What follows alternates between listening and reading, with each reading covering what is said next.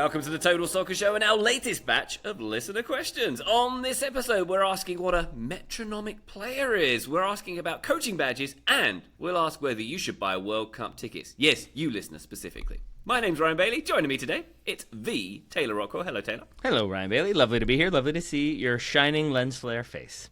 Oh, yeah, I've got some Abrams. Not Gracie. Do you know Gracie Abrams got a famous dad? JJ. Fun fact for you. Yeah, he done movies. Hello, Graham. Hello. Everyone does have a famous dad, apparently, apart from me. Unless, if you worked in Central Scotland Police from the years 1978 to the mid-2000s, then... Wait, did we know that Graham's dad was a police officer? Because I don't think I knew that. Yeah, Dad was a cop, Mum was a teacher. I always assumed he was a barman who let Graham work in the bar when he was 9 years old. Well, that too, yeah. Hang on, so that means professionally your dad would have gone, he was murdered. Yeah, I mean, I don't know how many murders there were in Clackmannanshire. Okay. But oh, man, that is a Netflix series waiting to be greenlit right there. The murders of whatever town you just said. Clackmannanshire. Yeah, there you go. Small town murder, but everyone's having affairs. That's pretty much the premise of every show like that. Let's make it happen.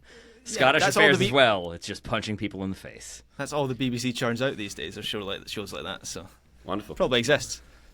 Joe Lowry, how are you? I'm good. I would watch.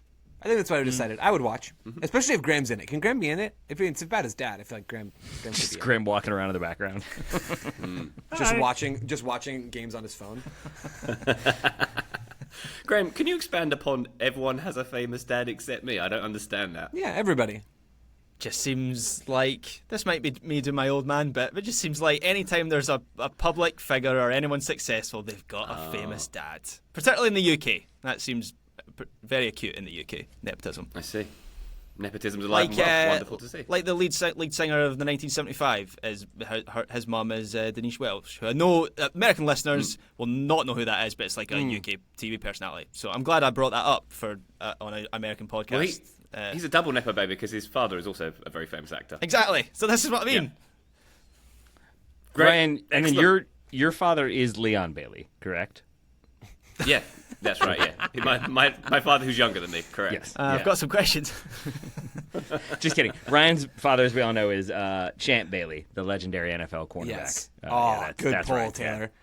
Good pull. Do you remember his brother's name? Those are some well-named children. Loser Bailey? Boss. Champ and Boss Bailey were their names. Boss Bailey? Yeah. Wow. Uh-huh. Wow. Oh, they made a movie about that. Boss Baby, right? Yeah, I enjoyed that. Exactly. Alec Baldwin was great. Yeah, very good.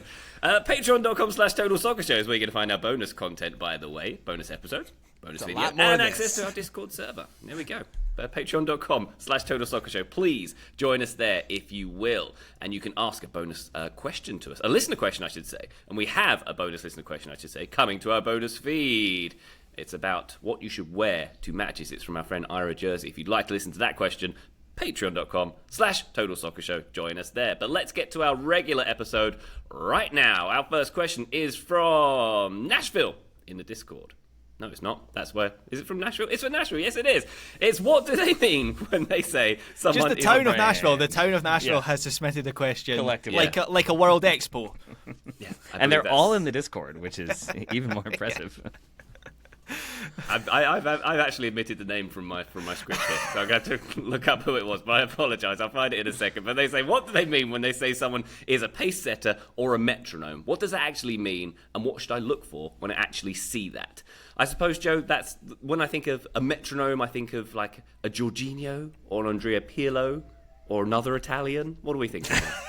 Yeah, it's just every Italian. Yeah, my big takeaway, I love this question because it forced me to think about the words that I use to describe soccer things. And just to skip to the end, I think these are clunky terms that I'm only sort of realizing that just now, and I'm probably going to try to not use them in the future because I don't think it's all that clear. I think in soccer we tend to romanticize things and come up with all sorts of fancy, fun names for stuff that don't really mean a whole lot, and these are probably some examples of that. I did come up with what I think these mean, and when I sort of searched within myself, a lot of introspection for this question. I just sat in a deep, dark room staring at the wall for a while until I thought of a good answer. I think these words describe slightly different things, first of all. And I think the metronome, to start there, is usually used to describe a defensive midfielder who gets on the ball a lot. Somebody who's unbothered by pressure, someone who gets the ball, receives the ball and moves it on quickly, right? Like the metronome's keeping a steady tempo. They are generally not taking too many touches. They are not slowing the game down a whole bunch. They're playing at a moderate pace, but they're moving the ball off their feet quickly, right? Not necessarily that they're playing quickly, but they're not wasting time on the ball, but they're also not playing too fast. So I think if you want to see a metronome in action, you watch for how frequently the ball goes through this player and how calm they look when they're on the ball. So some names that came to mind for me, Jorginho's a good one. I had Busquets on my list, Rodri, Toni Kroos maybe as an option, someone who's on the ball quite a bit and who moves it along at a relatively decent speed and who just looks unbothered by pressure, right? I think that sort of describes the metronome for me. Now, a pace setter, I don't think this is a term I've used very much. Grant, maybe you use this more than me, I don't know. Yeah, I think so. I think about this also as a defensive midfielder. So I think that in that way they overlap, or at least a central midfielder. They control the tempo of a team's possession through often, I think, more adventurous movement. So I think about maybe them going and breaking lines on the dribble, right? Like just driving through an opposing defensive midfield structure and moving the ball forward into the attack. Like they're the ones who say, all right, it's time to go, let's go. Or if it's time to slow down, I'm going to take 4 touches instead of 1 here, just because I want to draw the press into me so that then we can create space elsewhere. And the player I think of first and foremost with this is Frankie de Jong, where if you watch Barcelona, sometimes he's taking 6 touches on the ball in a place where Rodri would take 1 or 2 at most.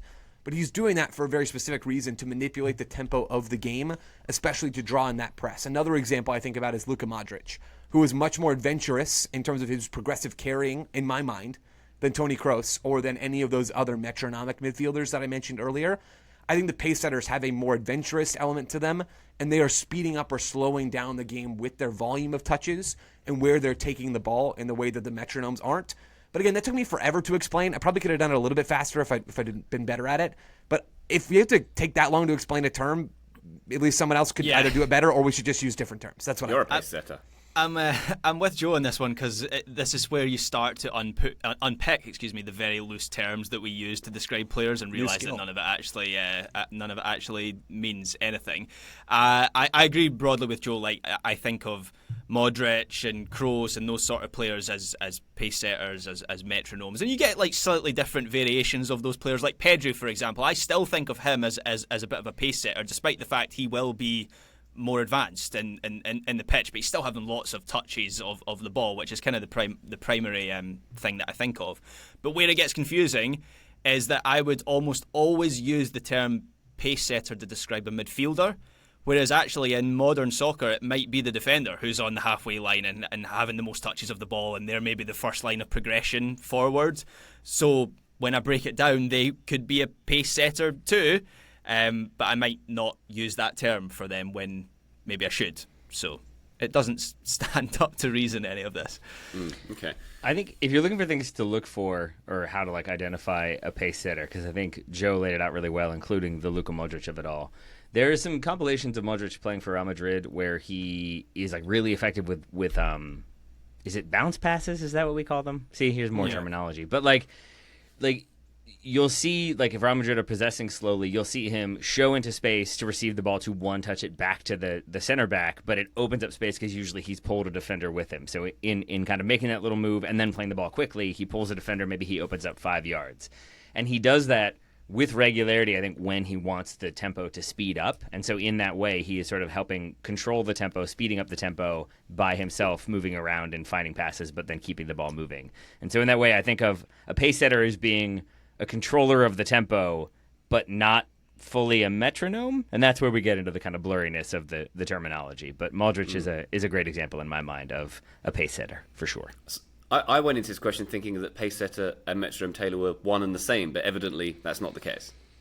Well, I think just because, to me, metronome is like... I mean, I guess it is, because that's what a metronome does. Correct, Joe? Right. Is a metronome Xavi and a pace setter is Iniesta? Is that, like, the slight difference? Like, Xavi is just there to, like, keep the ball ticking over, whereas Iniesta might be there to set the tempo. This is where, again, I think it all gets murky really quickly, because I think, if I'm looking at the two prime examples, and I think Joe named them both, I think for me, a metronome is Busquets, who is like never going to take more than maybe 3 touches but generally 2 touches, and is just going to keep the ball moving. He's going to always offer passing options. He's brought up in the triangle system. He's going to give you a triangle, but he's going to kind of keep the ball moving at the same pace, the same speed. Whereas to me, a pace setter is somebody like Modric or Kroos, who can kind of increase the tempo, demand everybody play faster, but then can also facilitate slowing down the play as well, which maybe I guess is what a metronome does if you need it to. So maybe they are the same thing in the end. Yeah, I just think the more we talk about it, the more I'm convinced that these are kind of just dumb phrases. Like they sound cool when you say them, right? And that's a big part of podcasting. The city of Nashville. It's sounding cool when you say stuff. No, I actually think the city of Nashville was ahead of us on this, Taylor. I think they were like they had some epiphany over a bucket of hot chicken and realized this is stupid. Like what do these guys mean when they're talking about this stuff? It sounds cool, but doesn't have any substance. I think you'd be better off describing a midfielder by like what they do rather than a romantic sort of term around them. But I understand what you're saying, Joe, but like that just takes so much longer and isn't as neat and tidy. And we run a podcast, dude. These episodes can be as long as we want. I mean, you have the time to explain what this means. Like, if I wanted to describe, I don't know, Rodri, right? I would describe him as someone who is incredibly effective. Oh, sorry. Wet wipe. My bad. Yep. I would describe him as someone who's incredible in defensive transition, reads the game very well by his off-ball positioning, strong in duels, and then when he's on the ball is very, very careful about being positioned ahead of the center backs, moves the ball off of his feet quickly, can break lines, or can simply recycle possession. There's more to his game. Rolls off the tongue. Like, it does. It just rolls off the tongue. But ultimately, I would rather take an extra 12 seconds to say all of that than just say metronome and have to do this whole discussion about what these terms mean and then feel like we're idiots because they don't mean anything at all. Metronome just sounds more important than pace setter to me as well. It sounds more. I like rhythm builder. I've introduced that over the last kind of like 12 months or so. Yeah. What does that mean? Who knows? Sounds cool. Who doesn't like rhythm? But like, I'm building it. I have a question though, like genuinely for the musically inclined. Like I've heard, there's the famous quote that isn't really a thing that was said that like Ringo Starr isn't even the best drummer in the Beatles. But yeah, McCartney. I've heard the idea that like he is a very good drummer because he's a metronome and because he is so consistent, like he keeps everything moving. Sure. But I wouldn't consider him to be like setting the pace for the songs, right? Or is that what a drummer is doing? Like that's where I get confused with the terminology as well. All I know is that when I was practicing piano as a wee lad, the metronome was my worst enemy because it meant that I couldn't go play way faster than the song was intended to be played. I have no clue if that answers your question or not. It's this thing that ticks in your ear and it's super annoying and you want to throw it against the wall. Just me? Oh, maybe just me. Okay. I just can't believe that even at a young age, Joe was already trying to do things at 1.5 to 2 times speed. Oh, it's on brand, Joe. It's on brand. Wow. Yeah. Wow. Very much. Just trying so. to build the rhythm. That's all he's doing. Piano general, really, I think. Like general on those keys. Thank you very much to the city of Nashville, specifically Keaton, who submitted that one. Keaton, thank you very much indeed. Found your name after all. Keaton. We much appreciate your question. We'll take a quick break. When we come back, we're going to talk about World Cup tickets. Do join us then. Total Soccer Show, welcome back to our listener questions. Tristan Schreifer has been in touch with this one. As you guys know, the first batch of World Cup tickets have been released, which means that seat prices and charts are shared online for every game. I knew prices would be high, says Tristan, but I was still shocked to see how high they are and how much Category 1 seating makes up the majority of stadiums. I went to the World Cup in 2018 and paid $350 for Category 3 seats to all 3 of Portugal's group stage games. Back then, Category 3 included lower seats directly behind the goal, so I was fortunate enough to see Ronaldo's game-tying hat-trick free kick against Spain up close and personal. My question is, do you think it's worth going to a match or two given the cost? Or should I say... Yeah, there we go. Should I say F. Gianni Infantino and watch the games from the best seat available, my couch? We should all go and sit on Tristan's couch by the sound of it. For context, I live in the Bay Area and do have the money saved, but don't necessarily feel good about giving it to FIFA. I know everyone's financial and family situations are different, but would love to hear your thoughts on this one. Taylor, we've already heard your thoughts on this one. Yeah, I'm not sure I see the value either, but here we go. I mean, here's the thing. I am probably not the right person to ask because I am never going to be inclined to buy World Cup tickets because it feels like an insane process that doesn't make any sense and seems very mercurial. And did I apply, or did I apply to like go on a Jimmy Buffett cruise that FIFA sponsored? I'm not really sure. It seems like they kind of decide in the moment, and then you get to pay $5,000 for the privilege. But I know there've been other tournaments like the South Africa World Cup in particular, where World Cup tickets were cheap to free, depending on if you were in the stadium. And so I think if you are a person who's going to be in a host city anyway, maybe checking StubHub, maybe going to the game and looking for tickets, maybe just being around the atmosphere is the way to go. But I personally am less inclined to try to navigate the intricacies of the FIFA bureaucracy. However, to go long on this one, I would say that there is a middle ground. You don't just have to then go home and sit on your couch. The World Cup is meant to be, a global party, a global coming together, and you're supposed to be around lots of different people, or just lots of people. And so if you're having a World Cup party and you're having people over to watch a game, or you're going out to a bar or a public viewing or something like that, I think that is maybe my preferred way to go. Of like, you still get the crowd and the festive atmosphere. You still get the sort of camaraderie and just togetherness of a World Cup while watching games, albeit not in a stadium. So I think that's where I would tend to go, but I'm sure others have different perspectives, Graham. Yeah, I don't know if I can fully answer this one, because it's totally dependent on so many things that are personal to each individual person, right? So if you don't want to give money to FIFA, or you don't want to plough through the bureaucracy, which that's been the most shocking thing for me, is I'm not entirely... I like to think I am relatively well versed in these processes. I got tickets for the Euros. I am not fully sure what's going on with this process. I know there was a pre-sale draw. Not totally sure what that was for. I entered it. But yeah, if you don't want to go through all that stuff, I would totally understand that. My personal opinion, just addressing the FIFA of it all and the politics of it all, is I'm not going to let the ego of Gianni Infantino and everything that comes attached with that spoil something that I consider the purest thing in world football, which is the World Cup. So if I get the chance to go, I will go. And financially as well, it's about what I can personally afford to pay and what its value is to me. So I spent a small fortune watching Scotland at the Euros, and that was absolutely worth it for me. Scotland were totally rubbish, went out in the first in the group stage, fell at the first hurdle, scored 2 goals, one of which was an own goal, so really 1 goal, which was also quite own goalie, if you remember Scott McTominay's goal against Switzerland. But anyway, I'll remember that forever. That was well worth the money that I paid. Yeah, I like that too. Yeah. And but again, that's a personal equation. Like maybe paying $1,000 for like a Category 4 ticket to a not so attractive group stage game is not going to be worth it. But that's a personal thing. I think each person needs to decide on that. Yeah, I think I just fail to see, Joe, it as a value proposition paying that much for tickets for what is, as Graham said, it is the purest form, right? The World Cup, and it is the working class sport. It is the people sport, and when most of the people cannot afford to go to it, it is inherently problematic. Yeah, it sucks. All of this sucks. To be honest, even more than the finances, although that's huge, and that is the larger hurdle, don't get me wrong. It's what we've talked about in terms of the logistics of even Graham, who knows this stuff very well, not being able to figure out exactly what's going on with World Cup tickets. Like, that is, for me, that is a complete turnoff. Like, I that's like a red flag of mine, like in my personal life in many ways, is when I like don't understand how to do something. It feels overwhelming to like try to actually figure out how to do it, especially when it's some like item that's just buried deep down on my to-do list that would be good to do but is not necessary to do. I'm not crossing that bridge. Like I'm just not going to happen for me personally. So if there are other people out there like me, then I imagine that they're probably headed in a similar direction.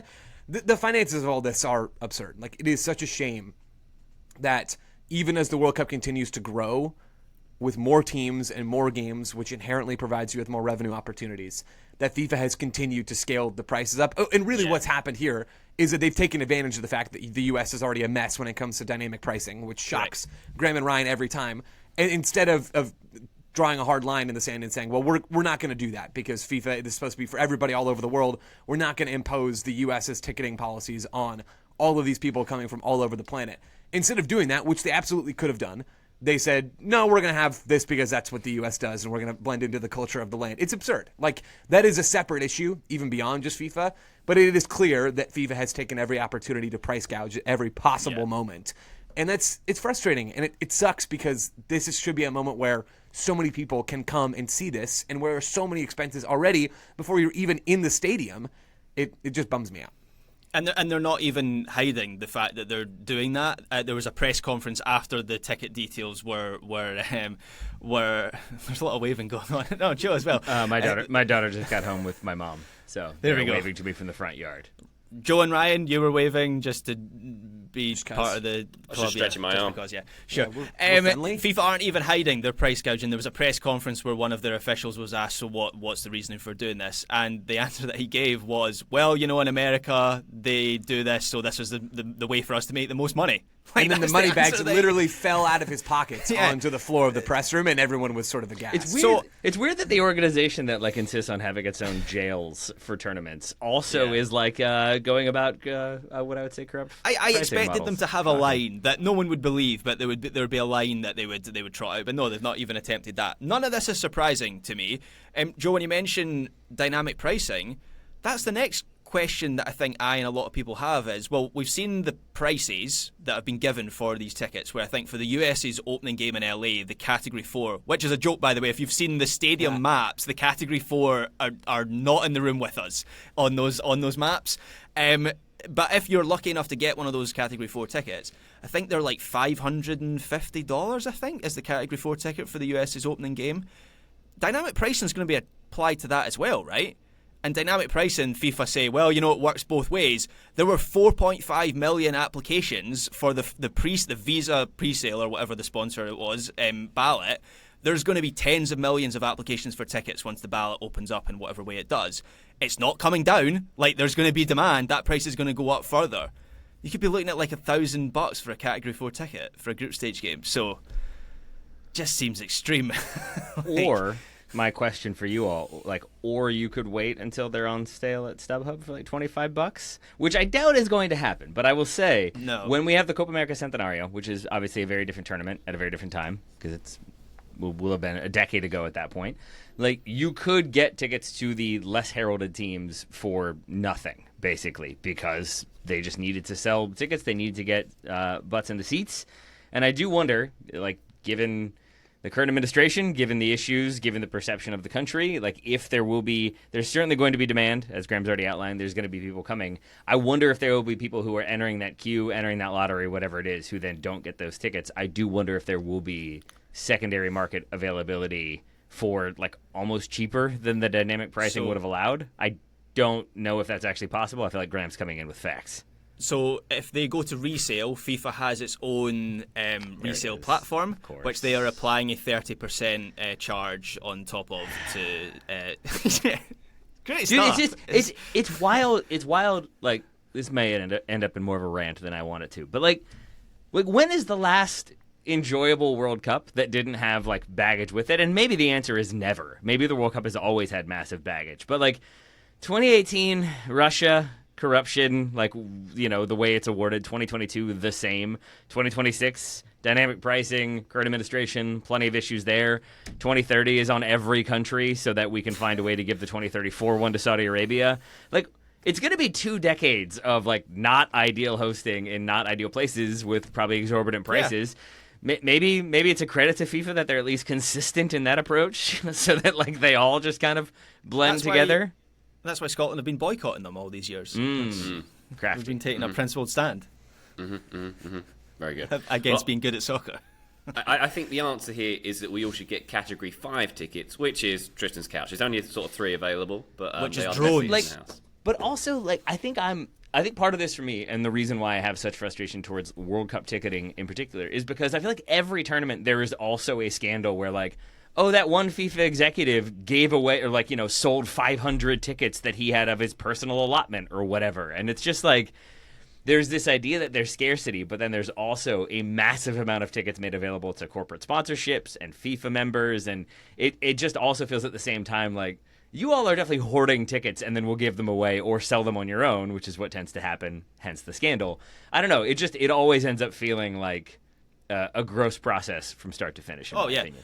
For sure, but I apply the same principle that I do to like Newcastle being owned by the Saudis, which is I just and You look love maybe it. This, I'm all for Your it. favorite thing? Yeah, I own that Saudi Arabian away kit that Newcastle United have had for the last couple of seasons. Just to clarify, I don't. Graham is now performing at the Riyadh Comedy Festival. Weird. I had no idea. Chappelle is my supporting act. Louis C.K. on after me? What? Yeah, so basically I am able to, and look, maybe this is just my way of compartmentalizing to not make myself feel bad. Maybe this makes me a bad person. But I refuse to say that the World Cup belongs to FIFA. I know factually it does, and I know factually Newcastle United belongs to the Saudi PIF, but I just don't see it in that way. So that's how I sort of separate the two. But I accept it's gross and is a terrible process and very unfortunate. Wonderful. Tristan Schreifer, thank you very much indeed for your question there. We go now to Ed de Horatius, who says, what's the brief history of coaching education? Is soccer the only major sport that requires coaches to hold licenses? Which country was the first to offer licenses? And are there major soccer nations that don't? Finally, when countries commit to long-term improvements, such as Das Reboot in Germany, Project 2050, blah, blah, blah, does that include revamping coaching education curricula? Ed, I'm going to give you a pass here. That was several questions there, but they were all on the same theme. Graham, what are we thinking here? What's your research tell you about coaching? Yeah, so we did a Soccer 101 episode on this a couple of years ago. So if listeners want maybe a bit more detail on coaching badges and qualifications, scroll down that feed to find it. But the TLDR, or what I could find anyway, is I think UEFA in particular started codifying coaching badges and imposed the pro license system that we have today in the 90s and early 2000s. And then from there, most federations will offer their own coaching qualifications that permit coaches to work in that country. So as far as I'm aware, every FIFA member nation offers coaching qualifications and courses because that is part of the stipulation of their membership. They have to uphold that to be a FIFA member. The question relating to other sports is a really interesting one, and that's the one that tripped me up most with this question. So other sports that I know about, tennis, of course, the LTA offer coaching qualifications in the UK, the USTA offer them in the US as well. They are not mandatory to coach a top-level player in the same way that a manager must have badges to coach a professional team. I don't have a great answer as to why that is the case. It might not be the case that soccer is the only sport, but there are certainly other sports that don't require qualifications. I don't have a great answer as to why that is. Besides, this is the only thing I could come up with. There's so much interest in soccer around the world that it's probably worth making sure that people coaching teams are up to scratch and they can afford to be picky in a sense and making sure the level is high, whereas maybe some other minority sports are maybe just thankful to have people willing to put themselves forward as coaches, especially at a lower level. So they maybe don't want to put people off saying, yeah, you can get involved in coaching, but you have to do this two-year long coach to coach under 12s in tennis or whatever. That's the only thing that I could think of, but I don't know that for certain. That's just a bit of a theory that I've got. Graham, a question for you specifically, because it will sound maybe like an insult and Ryan might take offense. I don't think of the English, certainly in history, as being not caring about what's proper, put it that way. And I do wonder if there's an element of IFAB continues to control the laws of the game because that's how it was, and FIFA have to kind of go along with it. I do wonder if there's an element of the English being like, oh, you think you're a coach? Well, there's a standardization process, dear. I do wonder if there's an element of that baked into the spread of the game, where if you want to be perceived at a certain level, you have to have been educated properly. Can we not blame the French instead for this, by the way? I was going to say, UEFA isn't English. Did the FA coaching qualifications, they might have predated what UEFA were doing, which would fit into your... To my research, it was England and Germany were the two who led the way in coaching certifications and badges and the like. Yeah. So maybe that was the case. With England. Yeah, I think it's probably just in my mind that soccer was a global sport faster than many other sports, and at a professional level, very much so. And so with that, you probably want an element of standardization, especially in the more modern era when you have coaches jumping around to different countries. You want sort of guarantees that they've kind of understand not just tactics and player dynamics, but safety measures and health performances and mental health conditions as well more recently. And so I think that is a huge part of it, because ultimately I do think soccer is the only one that has kind of more global or international standards. Like basketball, I think, has some, but they tend to be country specific, maybe federation specific. American football has ones, I think, for lower level coaching, because you want to ensure that there is some level of standardization for safety purposes. And I think it kind of goes from there. But soccer seems to be the only one that has this much more international approach to it. And to Ed's final question, to my understanding, Das Reboot, that is like a key part of what they do with their reforms, is they make coaching badges mandatory for even like younger age players. I think at like U7, you now have to have a coaching certificate so that you kind of understand aspects of early childhood development, but also what you should be coaching players, and it shouldn't just be kick it long to the biggest kid.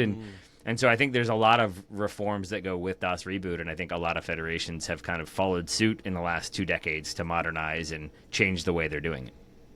Very good. Joe, anything to add on this one? Just that I love that concept in Das Reboot about the youth coaching qualifications that you mentioned, Taylor. I mean, how amazing would that be to see in the United States, right? And I don't think we can see that now. I mean, we do of love, what Graham said. We do, as a people, love a central authority telling us what to do and then mandating it be done that way. We love it. It's never very gone much poorly. so. And it's not as if we already struggle to find enough grassroots coaches, so making it even more difficult for those people to do the job by putting a hurdle in front of them would be problematic. But how helpful would that be? I mean, think about how much that impacts having a good youth coach that like kind of knows some of what they're doing. How much that impacts like the child's experience and their love of the game, and how effective they are at playing the game and understanding the basic concepts that are most of our country's population are woefully ignorant of. Like that would be transformational, I think, over enough time. My only thought as to why soccer is the only major sport that requires them in this same sort of way kind of is because they can, right? I mean, I think we've covered a lot of this, but FIFA and the governance of soccer is just different from the governance of every other sport, effectively, right? Or at least the prominence of that governance. Lots of enses in that sentence. The game can have more universal standards because the central governing body has a lot of power and influence over the game in a way that we just don't see for at least the other major American sports. But I think otherwise you guys covered it. Yeah. I look forward to FIFA introducing Category 1 coaching badges with dynamic pricing as well. That's the next evolution. That's coming. Of this whole thing. Yeah. I mean, it's not inexpensive now, and it's not time-consuming. So yeah, let's make it dynamic pricing and make me even sadder. Yay! Ed Horacious, thank you very much indeed for your question. One more quick break. When we come back, we've got a Taskmaster theme question. Join us then. Total Soccer Show, welcome back to our listener questions. Brett Miller has been in touch. Hey, Brett. Phoenix Rising fan here. As I've travelled overseas to watch games, I've become immensely jealous of fan support of teams, particularly in the lower divisions around the world. In many cases, the home fans at the games that I attend were not happy about their team's performance on the day or during that season, but they keep coming back. What are the ingredients or the secret sauce that US soccer teams are missing? Taylor, my long-standing theory here is that sport in the United States is much more regarded as entertainment, and rightfully so in many ways. It is entertainment. We do this in our leisure time predominantly, right? Watch sports, and there is that comes with a slightly more fickle attitude in certain sports and in certain markets, I would say. So there is culturally less of a tendency to stick through the bad times, to stay in the bad weather. So America as a nation is a fair weather fan, is what Ryan Bailey is saying. I just want that on record. No, because I don't think it's a bad thing, because I think sport is entertainment, right? And I agree with that part. Where I think like I don't agree with the premise is like, if you are a losing team in Europe or the UK, your crowds will also dwindle. I'm experiencing it right now with my team, Stirling Albion. Like, our crowd at the weekend there was the lowest it has been in years because we're doing poorly right now. Rangers have loads of empty seats at their games at the moment. Celtic as well, loads of empty seats. So I think it's... I don't think it's true to say that, like in Europe or in the UK, fans turn up no matter what. There are still things that move the needle for us as well over here. Can I follow up with that though, Graham, with a question? My sense of when that happens, let's use Rangers as an example. It's not as if those people aren't Rangers fans anymore. Is my understanding? Is it that? Let me phrase this question. Is it that they are waiting for a regime change to come back to the stadium, and when that happens, they will? I don't know that happens in the U.S. Like I think there is, to Ryan's point, still a difference in how fans associate themselves with their teams, where in large parts of the world, in soccer-obsessed countries, or let's just use the UK as an example with sport, period, there's like a cultural tie-in, in the way that there just isn't quite in the U.S. Even for other much more popular sports in the United States. Forget soccer, which is still fifth on the ladder. Like I think there is a difference there. Not that crowds wouldn't dwindle, as you're saying, for poor performances, but it seems to me that when those clubs turn themselves around, fans will be back. But for now, they're choosing to vote with their feet, sort of, and their money by not going and doing that. So I think that's a good point, Joe. I think for me, okay, to go back to what I think Ryan was getting to with the idea of entertainment, where I do sort of buy into that a little bit is I look at something like the Richmond Kickers, who have the Red Army, that's the primary supporters group here in Richmond, and they have numbers at every single game. The Kickers have been not fun to watch this season. They still have numbers, and they are there every game. There's passion, there's joy, there's humor, but it's also, I think, that community. And if you're a part of that group, you're going to go to the game, you're going to tailgate, you're going to hang out with your friends, you're going to yell some funny stuff at the ref and the player attempt to take a corner. And it's part of your experience, I think, in your community in that. Whereas for most people going to those games who are not part of Red Army and don't know the songs and aren't setting off flares, it's a thing you go to, and then maybe you leave in the 70th minute if you're down 2-0, to Ryan's point. I think there's less of a vested interest, there's less of a community aspect, I think, with a lot of sporting organizations. And I think that is ultimately the thing that I've noticed being really different, even in cities that do have MLS teams, for example, than in European cities. When we were in Istanbul and there was a big game, like when we were living in Beşiktaş's neighborhood, and they had a game that night, you felt it. Everybody was kind of waiting for kickoff, and vendors were closing down, and shops were closing down. Bars were opening up early because people wanted to get in and get some drinks and get ready for the game, and you can feel that energy. And it happens in American sports. I've been in Buffalo when the Bills are playing. That whole city is ready for the Bills to be playing, and there is a unified kind of sense of camaraderie and community there. Kansas City, very much the same when the Chiefs are playing. I don't know how it is in Arizona with Joe. I don't know if any sporting team other than the away team, because snowbirds. Hurtful. But I think there is just still that, I think, is the biggest thing that tends to be missing from my experience in American soccer culture, is a feeling in the city of that game is today, that game is coming up, everybody's kind of looking towards it. I mean, how often, Joe, have you gone to cover an MLS game or even MLS Cup and have the Uber driver be like, oh, that's this weekend? Totally. It's just, you don't get that in a lot of other sports that are maybe have that sort of community buy-in. I think the way you get, because I agree, the community buy-in is the thing that separates American soccer from soccer in Argentina or soccer in Istanbul or soccer in any of these cities, right? There's a difference there. I think what helps you get to that community fundamentally is diehard fans. It's people that live and breathe and care so much about this stuff. I think that's the real problem. That's the missing ingredient in all this, is there aren't enough people that live and breathe and that care about this more than most other things in their life. I think that's what we're talking about. And Graham suffers through Sterling Albion games because he's invested. Right, Graham, you are a diehard fan to the point where you cause yourself to be depressed about the state of your team. Yeah, right. I mean, this is what I'm talking about. There aren't enough Grahams in American soccer. There are a lot of Grahams. There are. They do exist. But I've been at USL games where I watched USL games that the team's down a goal heading into the 85th minute. People are leaving. They're going home because they're trying to beat the traffic, getting out of the stadium. People either don't know because maybe they're not true. Not true, that's a bad word. They're not deep soccer fans. They either don't know that hey, your team can still come back, don't leave yet, or they just don't care that the team that they're there to see could still come back. I think soccer is more intertwined with the local community, and I think that happens through diehard fans that want to and do the hard work to make that happen, and clubs and all these things take steps along those lines to fueled by diehard fans. Once soccer's more intertwined with community and is a bigger part of the everyday culture in more cities across America, it will be at least a little bit different than the picture that Brett is describing. Yeah, there's definitely differences. I'm not trying to deny that in any way between American crowds and overseas crowds. Scottish crowds, I've said this so many times on this show or to you guys. Scottish crowds are just so much angrier. Nobody. I think this is even a difference between Scotland and the rest of the UK. Nobody is there to have a good time at a Scottish football game. And when I've been to an MLS game or an American game, clearly, and not for everyone again, when I went to an Orlando game last year, there was clearly people who were there on dates. It was a social event for those people. That just does not happen in Scottish football at all. And obviously there's the wall there as well. There's diehards that are, singing the whole game. But people will see MLS games as social events, which I personally find refreshing. It's like they actually want to be there.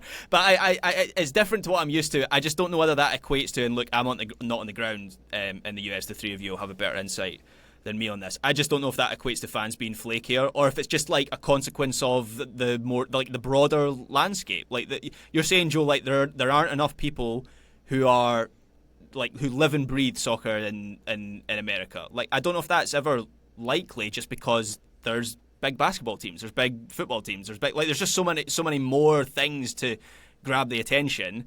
And I think if there is something missing from the secret sauce, it might be that, like just a more like singular sporting landscape, and also it might just be time. Like if overseas fans, keep coming back when their team is losing, it might be because their family has gone to games for generations, right? Like Ryan, I know you with Wimbledon, that's a factor for you and your family, whereas American soccer maybe hasn't had that ecosystem for as long, so it might just take time to get to that point as well. There we go. Brett Miller, thank you very much indeed for your question. One final question for this episode from Adrian Pimento. Watching Jason Mantzoukas kill it on Taskmaster made me wonder, if you got to cast the next season with soccer personalities, who would be on your panel? Now, Taskmaster, of course, Taylor, is the popular British comedy panel show franchise where comedians complete a series of strange and difficult tasks judged by self-proclaimed taskmaster Greg Davies and his assistant Alex Horn, as we all know. And on the most recent season, we had Jason Mantzoukas, a.k.a. Zooks, a.k.a. Rafi, a.k.a. Jeffrey Characteroides, who was doing his thing. A.k.a. Adrian Pimento, who appears to be also asking us this question. Nice. Adrian Pimento is his cop name, his actual name on Brooklyn Nine-Nine. Can anyone guess his alias when he was an undercover operative with an organized crime syndicate? No. Paul Sneed. That's my favorite thing. Tight. Very good. Paul Taylor, Sneed, yeah. Mm-hmm. My answer to this question is the answer to most questions of this nature. Correct. Of the person I want to be on the panel. It's Cole Palmer. Dude, I thought that was going to be my trump card. He was my last one. Yes, because the panel I think is usually 5 people, and it seems to be, from the season I watch, which is the Mantzoukas season, it seems to be like comedians who aren't going to take themselves too seriously and are willing to be silly, but are also a little bit competitive. I think that's kind of critical. So I had 4 other ones, but Cole Palmer was my last one because I think he would be either hilarious for the obvious reasons or hilarious because he would win everything with his kind of like direct approach and no nonsense approach. Because so much of it does seem to be about finding creative solutions that are oftentimes the most direct, but just don't seem the most direct because in the moment, like, the rules seem to go a certain way. Like, there's one where they're launching peas, like little tiny green peas, across a space, and if you catch one in your mouth, you get like a certain bonus, and if you catch one in your hand, you get a certain bonus. And I think it's Mantzoukas is the first one to be like, what if I just stand directly in front of the launcher and it launches it straight into my mouth? And they're like, you could do that. So no one else can do it except for him because he stands right in front of the launcher. Cole Palmer, I feel like, would be the one to be like, well, can I just stand in front of it? And then he would get all the points. So I think Cole Palmer is a great shout. I thought you were going Thomas Muller, which is the other one that I think would definitely be on my panel. I think he's going to exploit those loopholes. He is the space exploiter after all.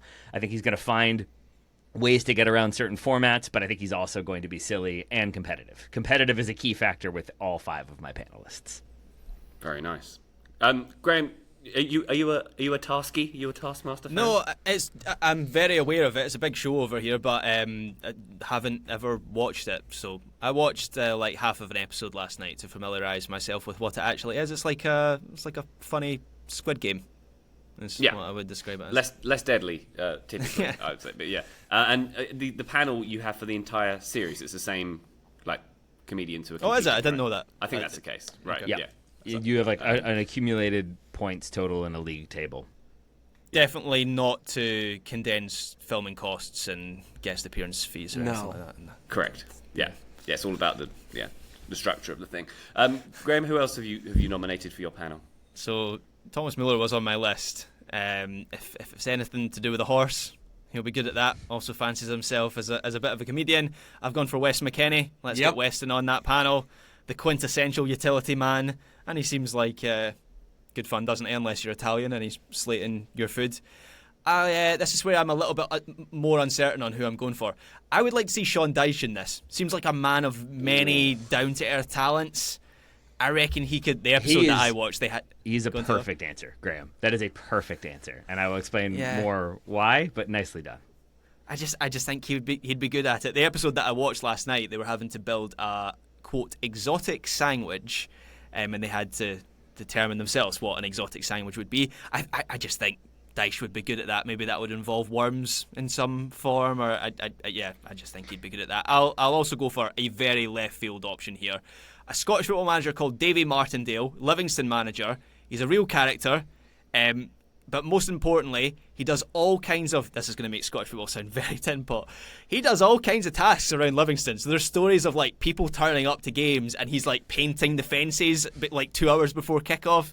There's a famous story where the goalposts were broken and the referee, you know how they do the inspections of the goalpost before kickoff. Referee spots there's a crack in the goalpost. David Martindale comes out with his toolbox to fit the manager of the club that's playing to fix the goalpost. So I think he'd be good at this. I had him on my list too, Graham. Oh, snap. Yeah, we all did. Yeah, Definitely. Of course. That guy. Of course. Mm-hmm. Yeah. I had Muller. I left McKinney off because, like, sometimes McKinney just seems like a little bit too much of a bro to me, and I don't know if he would. I don't know how much he's going to thrive in certain scenarios, but I love the idea of Weston McKinney. The reason why Sean Dyche is a great one in my mind, Graham, is because like Roy Keane would be really fun, except that he is so self-serious and I think would not enjoy it. That like you can do that. There are characters, it seems like there are panelists who their whole thing is that they're not happy to be there, but as a result they're about like finding the simplest solution and then kind of playing along as well. I feel like he would just be like, no, this is stupid. I don't want to do this. I think Roy Keane would be good. Roy Keane is, since he started doing the podcast, has kind of unlocked a bit of humour in him. He's doing an advert here in the UK at the moment where it's for Sky, and he gets called saying, we've got a special offer for your mobile phone. You get 50% off for the year. And he goes, that's their job. You know, like the whole thing he has about goalkeepers, how he just constantly says that's their job. I think he'd be good at it. Yeah. I'll love that. I had Muller, Cole Palmer. I had Peter Crouch because he's very, very funny. Doesn't take himself too seriously. The Gary Oldman Gary Oldman interview he did recently was the one that put it over the top for me of like how quick he is on his feet. Peter Crouch, and then I had Emily Sonnet. And that's maybe my left field pick. She seems to have been like the vibes curator with a lot of those U.S. women's national teams, but I think she would also be silly, smart, and competitive. And then my last one, the X Factor, I threw in Trinity Rodman, who seems to be very like good in interviews, very, again, sort of like direct in her answers, but also seems very intelligent, very wise, but then competitive and a little bit silly too. So I'm throwing her. Yeah. Silly Taylor's is a key component. Silly and competitive. Yeah, Taylor's aching to see Rodman on Taskmaster.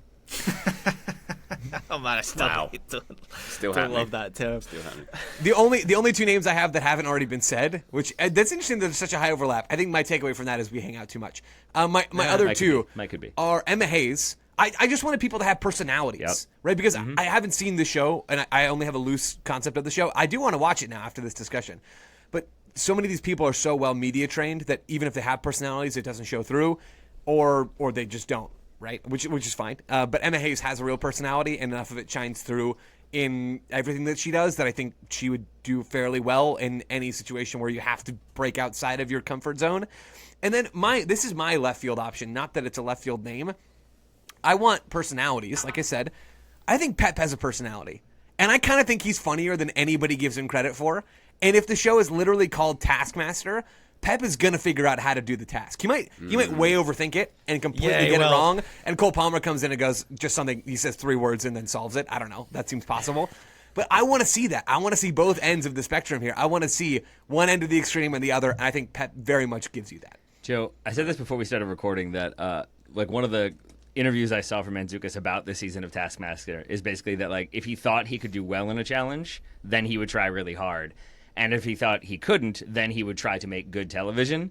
And it seemed like a lot of the ways he would do that was by critiquing the rules, critiquing the way I think. Like, I think at one point a note is written that says, like, round the campfire. And he's like, well, there should be an apostrophe there. You people are supposed to care about pronunciation. And he's just, like, trying to annoy the hosts at the same time and throw them off. There's another one where instead of trying to solve a problem, it's like you can ask yes or no questions to determine it, and everyone else does more direct things and solves it in like 1 minute, and he takes over an hour of just asking repeat questions just to drive the host crazy. That feels like what Pep would do, of just sort of 100%. like go over the rules over and over and over again, ask a million questions, sort of annoy them to the point when they're like, fine, you can just do whatever he wants, and then Pep would win.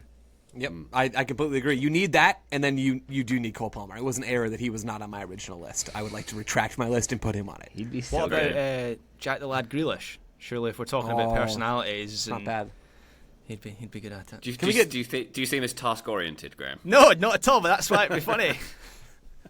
The guy doesn't know what an encyclopedia is.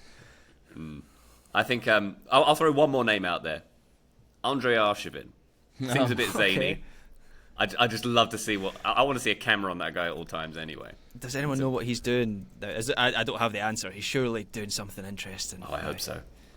I bet he's a treasure hunter or something now. Arsenal icon looks unrecognisable drinking German beer 12 years after leaving club. Oh, click on that. That sounds interesting. So they've made a headline out of someone drinking a beer. They can do it with anything now. Crazy. Yeah. Modern technology. There he is, drinking beer, looking like Andrea Shavin. Very good. Wow, what a world we live in.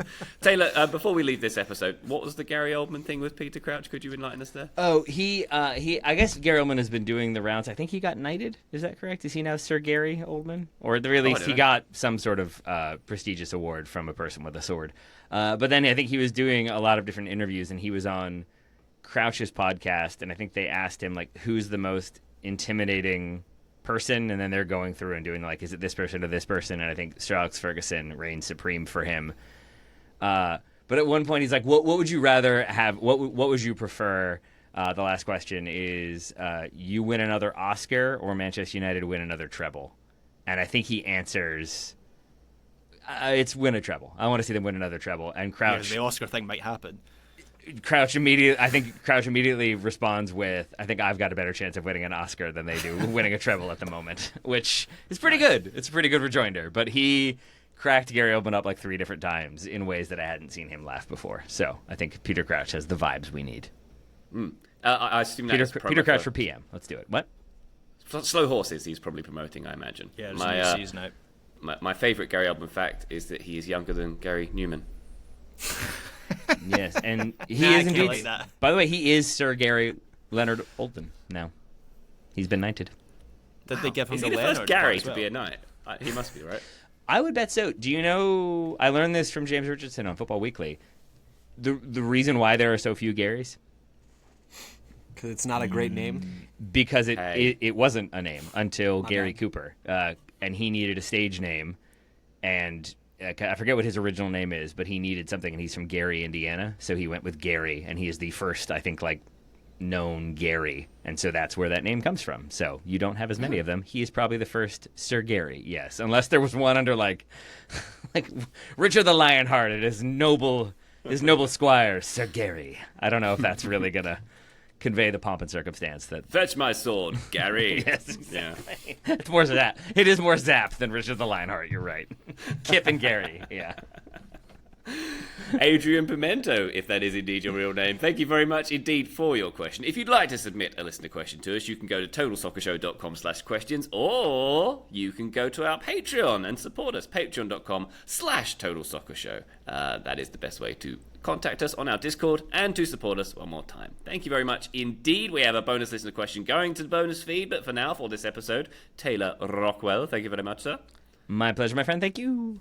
Joe Larry, thank you very much. Thanks, Ryan. Thanks, Graham. Thank you, Ryan Bailey. And thank you very much, listener, for joining us on this one. We'll be back on the feed very shortly indeed. But for now, bye!